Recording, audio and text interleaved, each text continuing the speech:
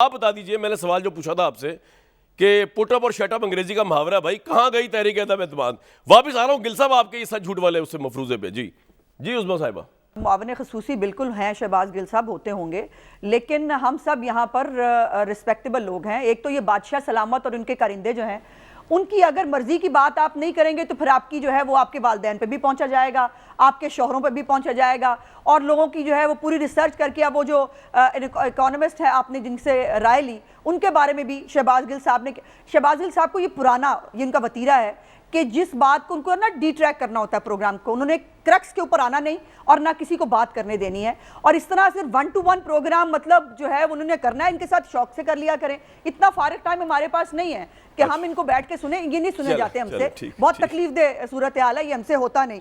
अच्छा, अब आ जाते हैं 2-3 फैक्ट्स की बात के ऊपर। पहले तो बात यह है कि आपने बड़ा सख्त लफ्ज बोल दिया कि पुट अप और शट अप। तो शट अप तो हमें इस वजीर आजम को देनी है जो हमेशा इस मुल्क के ऊपर एक खुदकुश हमला आवर रहा है और हर वक्त हर फैसला गलत टाइम पे गलत फैसला किया है।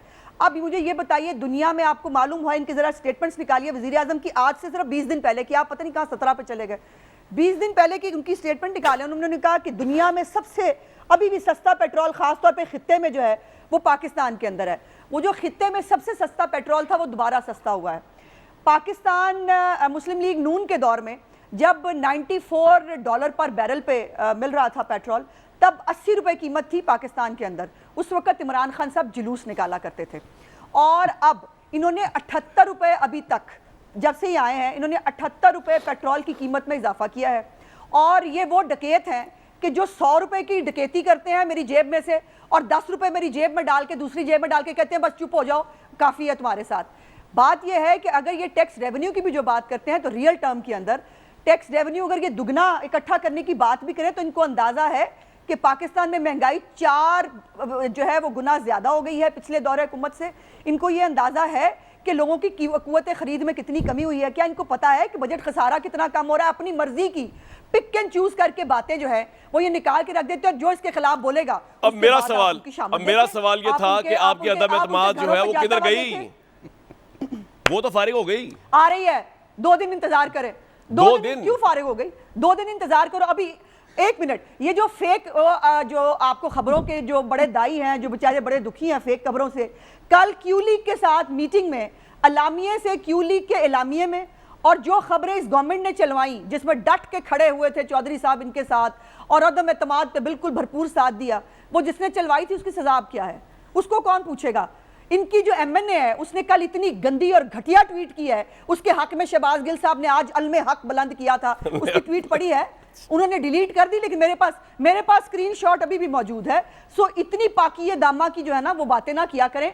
आप किसी को बात करते हैं तो फिर उसका जवाब लेने का भी हौसला करें। किसी के वालिदैन पे जाएंगे, इन्होंने पिछली दफा मेरे शौहर के बारे में गुफ्तगू की थी और बाद में मुझे एक जगह मिले और मुझे कहा कि मैं जो है वो मुझे आपके शौहर से बड़ा प्यार है, मैं इसको नहीं छोड़ूंगा, मैंने इसका फिर अपनी खातिर जमा रखना, मुझे जवाब देकर घर पहुंचाना आता है, जो बात करोगे वैसा जवाब ले लोगे। ये नहीं हो सकता कि बादशाह सलामत जो सुनना चाहते हैं हम वही सुनाएंगे। हम कह रहे हैं कि आपने बेड़ा गर्क किया है, आपने जो 176 रुपए के ऊपर डॉलर पहुंचाया ना, आज पाकिस्तान वो भुगत रहा है। आपने जो इंपोर्ट्स आपकी जो हैं जो रिकॉर्ड टाइम पे जारी है, पाकिस्तान उसको भुगत रहा है। पाकिस्तान आपकी नालायकियों को भुगत रहा है, पाकिस्तान आपकी करप्शन को भुगत रहा है। मुझे बताएं नदीम बाबर कहाँ है?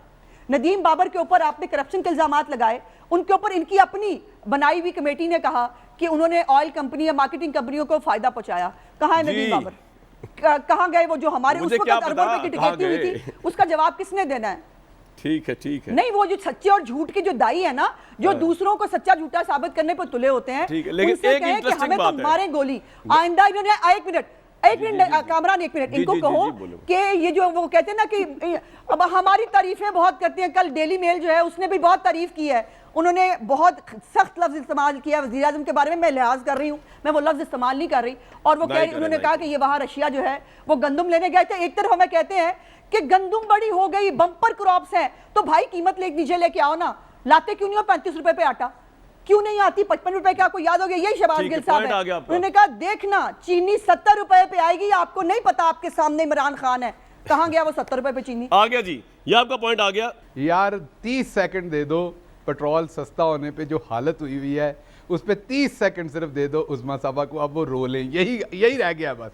गोली मैं मार देता हूं। दूंगी, ये कर दूंगी, रो वो कर इमरान दूंगी। रो है, बाजमात रो रो लें इमरान रो है, आप, उसके आपके दिल मुकद्दर में को रोना है। तसल्ली हो अच्छा, जाएगी। हमारे चले, बारे आप में रो रोना है। लें, आपका दो दिन बाद- क्रियाक्रम दो हो दिन गया बाद- अब सियासी। शहबाज भाई हमारे भाई हैं, लेकिन इमरान खान साहब से जो मोहब्बत का रिश्ता है वो शहबाज गिल साहब के पार्टी में आने से पहले का है, और हो सकता है अभी भी कायम हो। लेकिन और हम इमरान खान साहब को, मैंने कभी भी इन कॉल ऑफ फेल के उसमें झूठा कभी नहीं कहा मैंने। ये तो ये जितना भी मजबूर करते रहे पाकिस्तान प्राइम मिनिस्टर के मावरन खुसूसी के, हम उनको ये कहे, मीडिया ये कहे, हम नहीं कहेंगे। अभी भी हम उनके लिए एक बहुत नरम गोशा रखते हैं, हम समझते हैं ऑनेस्ट आदमी है और इस मुल्क के लिए वाकई वो कुछ करना चाहते हैं। अभी उन्होंने जो सवाल किया था, जो इनकी गूंज में वो जवाब ही मेरा नहीं ये सुन रहे थे, अब मुझे बताना पड़ रहा है भाई, इसका जवाब सिंपल है। हमने पहले भी, ये गवर्नमेंट कहती थी कि जी आलमी मार्केट में महंगाई बढ़ रही है, तेल बढ़ रहा है, हम कम नहीं कर सकते। तो पहला सवाल तो आपसे होना चाहिए, जब अब पहले से ज़्यादा पेट्रोल बढ़ गया, आपने 10 रुपये कम क्यों किए? और अगर ये कर सकते थे आपने पहले क्यों नहीं किया? हम तो पहले आपको यही कहते थे कि आप हुकूमत को अच्छा मैनेज करके इस पेट्रोल को नीचे ला सकते हैं, इस महंगाई को नीचे ला सकते हैं। चले, मैं ये भी शक नहीं कर रहा कि प्राइम मिनिस्टर के ऊपर अदम एतमाद का प्रेशर था, बिलावल भुट्टो का प्रेशर था, उस्मा साहबा की पार्टी का प्रेशर था, मैं ये भी नहीं कहता। आज उन्होंने वही किया ना जो मीडिया इनसे कह रहा था कि जनाब आलमी मार्केट में अगर तेल बढ़ भी रहा है तो बढ़े, महंगाई हो भी रही है तो हो, आप अपनी अच्छी मैनेजमेंट से पेट्रोल को कम कर सकते हैं, बिजली को कम कर सकते हैं। तो आपने तो फिर हमारी बात मान ली, तो इसमें सच और झूठ का सवाल ही कहाँ उठता है? आप इतना ज़र्फ पैदा करें कि ये मान लें कि आपने मीडिया की बात को उस वक्त नहीं माना, आज आपने अपने इंटरेस्ट के लिए या चले अवामी इंटरेस्ट के लिए वही किया जो हम आपसे कह रहे थे कि आलमी मार्केट गई भाड़ में, आप अवाम को रिलीफ दें। गांधी साहब, तरजीहात को चेंज करिए, हुकूमत इकॉनमी से तबाह नहीं होगी, मीशत तबाह नहीं होगी। Your take quickly.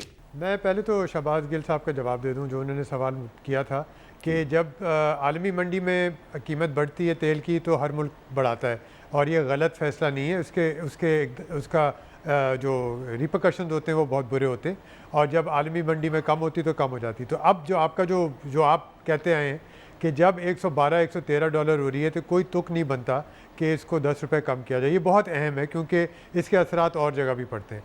और जो पहले 12 रुपये इन्होंने कीमत बढ़ाई थी, फौरी तौर पे जो और चीज़ों की कीमतें बढ़ गई वो कम नहीं होंगी। 10 रुपये सिर्फ पेट्रोल की कीमत कम हुई है, तो सिर्फ जो लोग पेट्रोल इस्तेमाल करते हैं वो कम होगी, उसके अलावा दूसरी चीज़ों का नहीं होगा। ठीक है। अच्छा, फिर आगे आ जाए ना कि अच्छा ठीक है, आलमी जब हमारी देखें हमारी इंपोर्ट्स आती हैं यूक्रेन से आती हैं, हमारी गंदम की इंपोर्ट्स हम यूक्रेन जी, से जी, करते quickly sir, हैं, वहाँ please। से नहीं कर सकते, उसकी इंपोर्ट्स बहुत महंगी हो जाएंगी।